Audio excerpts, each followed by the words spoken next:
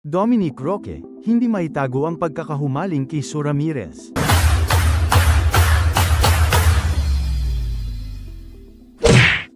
Nag-viral kamakailan ang isang post ni Dominic Roque sa kanyang Facebook account na naglalaman ng isang misteryosong hugot na agad nakatawag ng pansin sa mga netizens.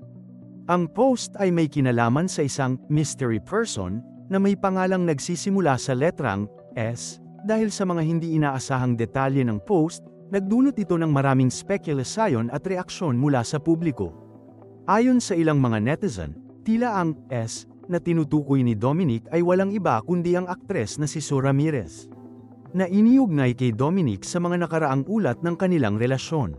Ang mga komentaryo mula sa mga netizens ay nag-iba-iba, mula sa mga birong hirit hanggang sa mga seryosong opinyon tungkol sa post.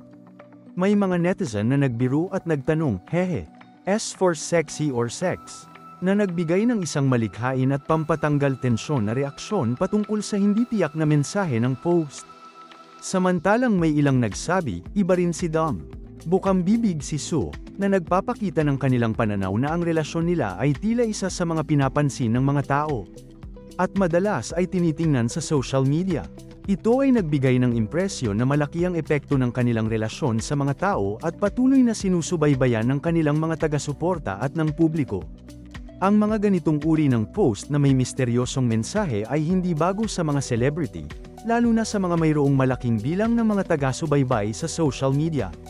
Ito ay madalas na ginagamit ng mga personalidad upang makuha ang atensyon ng kanilang mga followers, o kaya naman ay magbigay ng pahiwatig sa mga nangyayari sa kanilang personal na buhay.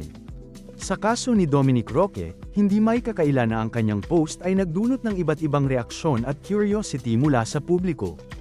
Kahit na hindi direktang binanggit ni Dominic ang pangalan ni Sue sa kanyang post, hindi na kailangan ng mga netizen ng higit pang ebidensya upang magbigay ng kanilang opinyon at spekulasyon. Ang kanilang mga reaksyon ay patunay na ang personal na buhay ng mga sikat na personalidad tulad ni Dominic at Sue ay isang topic na patuloy na sinusubaybayan at pinag-uusapan ng maraming tao.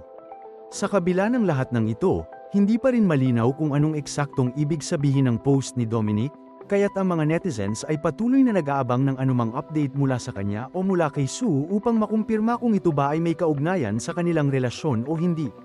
Ngunit isang bagay ang tiyak, at ito ay ang patuloy na interes ng publiko sa bawat galaw ng mga kilalang personalidad, lalo na kapag ang kanilang mga buhay pag-ibig ay nakakaakit ng pansin.